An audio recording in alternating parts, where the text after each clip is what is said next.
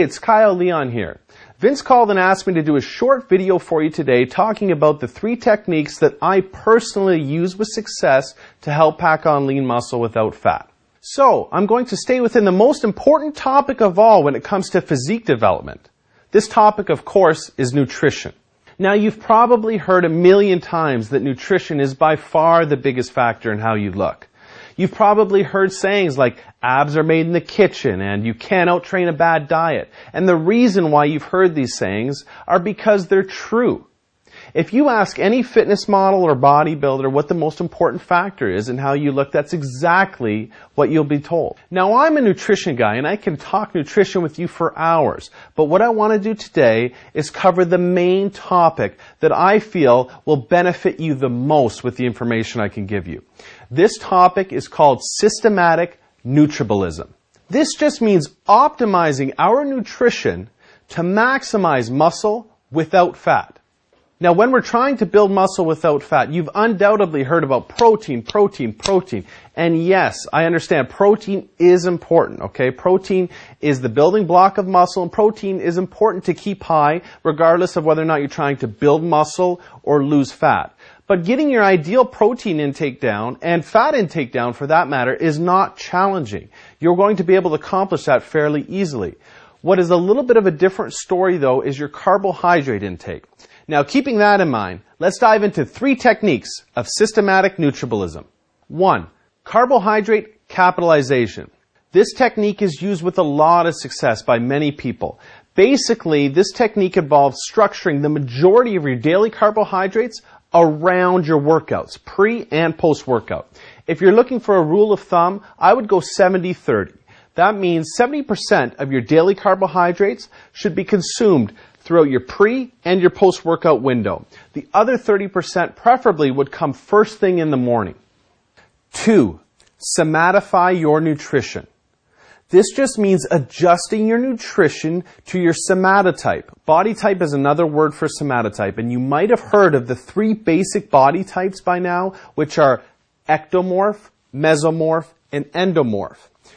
All of the different body types that you haven't heard of do play a difference.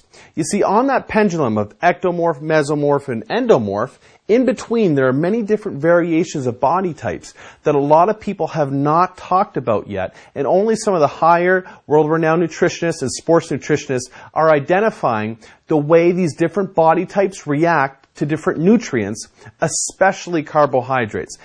Carbohydrates tend to affect the different body types in a more drastic manner than other macronutrients. So keeping that in mind, I'd like to give you a few tips that might help you maximize lean muscle gains without fat, even though I don't know you or your body type. If you're on the ectomorphic side, meaning that you have a very difficult time putting on weight, putting on muscle, and you're naturally very, very skinny, small bones, small wrists, you're going to benefit from really manipulating your higher glycemic carbohydrates, especially around your workout windows. You can afford to go higher glycemic carbohydrates and higher content of your carbohydrates throughout your day. That's the one macronutrient that I would look to manipulate if you're not moving towards your physique development goals. So if week after week goes by and you're not gaining like you should, that's the one macronutrient I'd go into my diet plan and I would ramp that up as aggressively as I can until I start noticing that I'm putting on fat.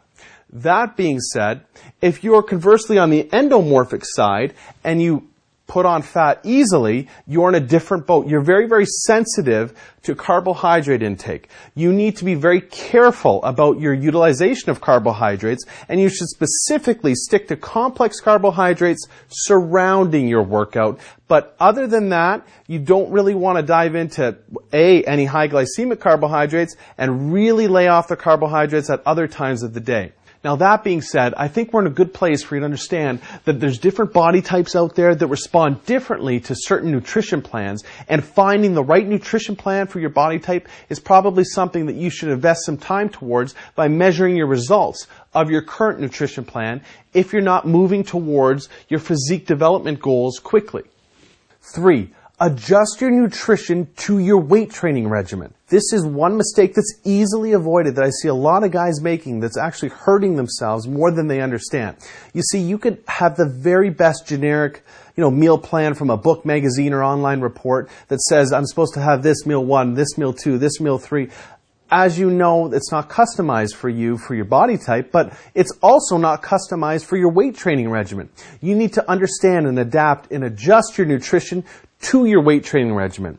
A lot of guys will work out at night, but then not have their post-workout carb meal and not have their post-workout protein intake like they should because they feel it's late at night and they don't want to put on fat. That's not how it works. You need to go ahead and have a proper pre- and post-workout nutrition meal set up for you no matter what time you're working out. That's the main message I wanted to discuss with you about adjusting your nutrition to your training regimen. I think those 3 tips will help you. I know they helped me. I hope they help you the same way they helped me. With all of that being said, the last piece of advice that I want to leave you with is this. Go ahead and measure your results no matter what plan you're on, no matter what training or nutrition plan you're on. Everybody's different. This is why some of the best pro bodybuilders and fitness models hire professional nutrition and training coaches to adapt the programs to them. You can't just blindly follow something if it's not working for you.